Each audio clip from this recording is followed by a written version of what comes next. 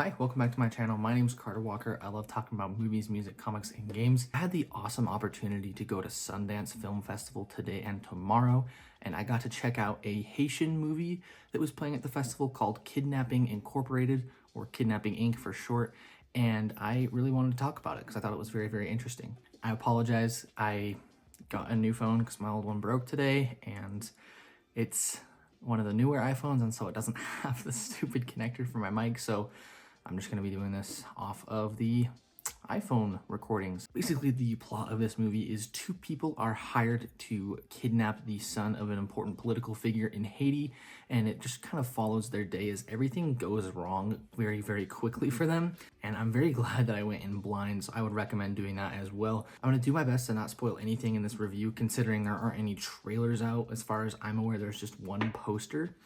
But starting out with the positives for this movie, I enjoyed the cast. I thought the cast did a great job. They are all Haitian as far as I'm aware. They all do such a great job with the material. They're all pretty funny. The movie has a pretty good sense of humor about itself. I thought most of the jokes, apart from maybe one or two sequences that I felt just ran on a little too long, were pretty great.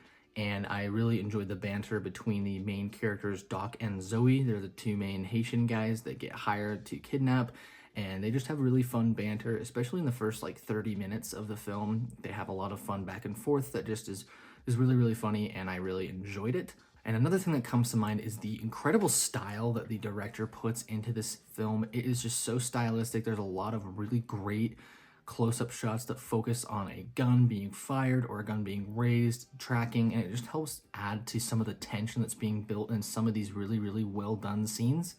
And I thought that that was really spectacular, and it just made the film pop with a really nice visual flair. And I loved the visual flair of the island of Haiti. I thought that the director did such a great job portraying Haitian culture, how it looks, how it kind of unfolds. And there's a big blurb at the beginning that you might not remember until halfway throughout the film that just kind of is cliff noting everything that you need to remember. And I understand why they did that. It is a foreign film playing for American audiences, so a lot of context will probably be needed. I really loved also how the plot factors in a lot of political intrigue, and how it factors in, because it's the son of a up-and-coming politician, how everything plays out in the news, in the town around it, and in the just island of Haiti. I thought it was very interesting how it decided to portray that, and the setting of Haiti is very unique, like I mentioned, and so it's really fun to just watch everything play out. And I think the movie is at its best when it chooses either a very fun tone, very fun, just wacky, zany, or when it chooses the dark political intrigue tone with like some of the gangster stuff that's happening. And that brings me into my mixed, because my biggest mixed on this was that it really just couldn't pick a tone. It wanted to be really fun and funny and wacky and zany, and there's so much going on, and it's a soccer game with Messi and Ronaldo, and this crowd is gathering to watch this event unfold, and people are trying to get through, and it's just like playing it up for laughs, and then like the next scene will be like this horrific incident or something like that. And I felt like it probably could have used a little bit of editing on both the script and in the cutting room, just to kind of make sure that the tone flowed better throughout. I think that for me, the tone really was the biggest issue, whereas I liked both parts of the movie, but I don't think they blended very well together, and that caused a lot of tonal distraction for me, especially in the midsection of the film, whereas the first half of the film, or the first 20 to 30 minutes, is really fun and funny and light, and then something happens and it's just kind of like keeping it a little fun and funny, and then it just goes super intense, and then the ending of the film just goes a completely different direction. And so for me, that kind of threw me off, whereas I didn't really know what to expect, and it's interesting in that manner. However, it also means that the tone is just all over the place, very inconsistent, unfortunately. Something else I wanted to add in the mix that I'm not going to hold against the film, because it is an independent film from a different country, whereas I thought the sound mixing, especially when it came to dialogue and soundtrack, was very poor. There was a lot of moments whereas the soundtrack would just drown out most of the voices, and it would be important scenes that you needed to hear out, and you could hardly hear anything. Luckily, there's subtitles, but I would imagine if this was like an English independent film, I would be extremely frustrated as well, extremely annoyed. It may have been a creative choice. It may have just been something like an independent studio doing it. Maybe they're pressed for time. Maybe they're still going to edit some of it. I'm not sure how the festival circuit works. And so that's why it's in the mixed. And alongside that, there was a lot of shots in this film where the frame rate felt like it was skipping, where there'd be a shot of someone moving and all of a sudden the frame rate slows down for like 1 minute or speeds out for 1 minute. And so it goes to like half slow motion and then not. It just felt very choppy at some points. And that bothered me quite a bit. And like, just felt like intentionally grainy camera angles or intentionally like poor camera angles.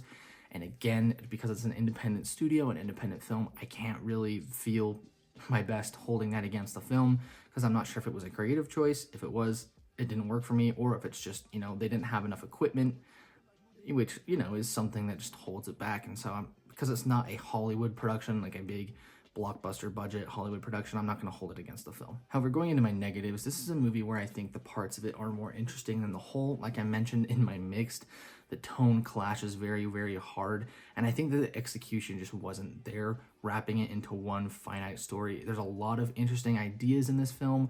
I don't think they all came together at the end, and the ending kind of left me feeling frustrated and a little like, oh, that was it? Like, that was so strange because it's very, very slow burn, and then in the third act, maybe the last like 20 minutes, it's very, very rapid, and I know that's how slow burns work. However, it just felt like it was skipping so much instead of having that same slow burn and then everything ignites and it's just extreme. I know that doesn't make sense when I explain it like that, but I'm really trying not to spoil the film.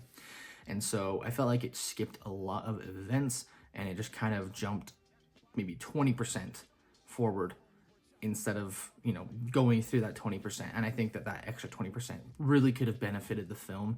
And I know that doesn't make sense. Hopefully it does if you ever see the movie, but that's just my opinion.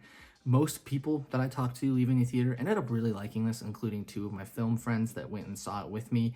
They really, really loved it. They said it was really fantastic. It blew them away. And so my opinion was the minority of the night where I was like, it was good. You know, it was good.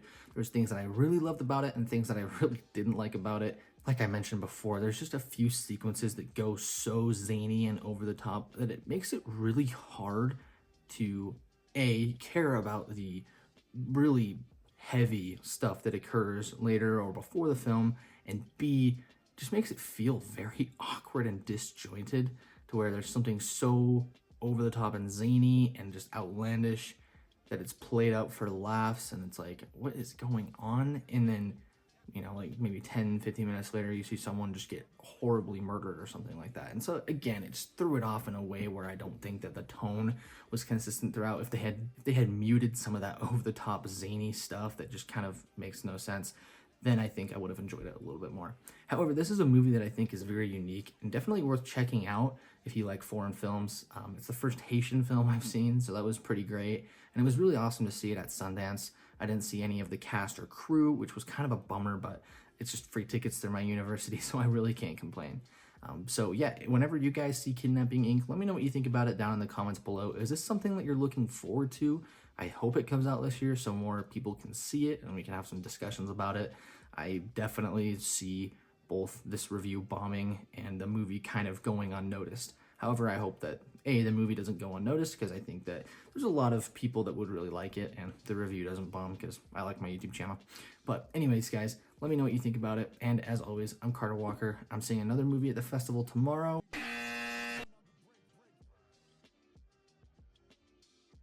And maybe even an extra one, I'm not sure. But as always, have a great rest of your day.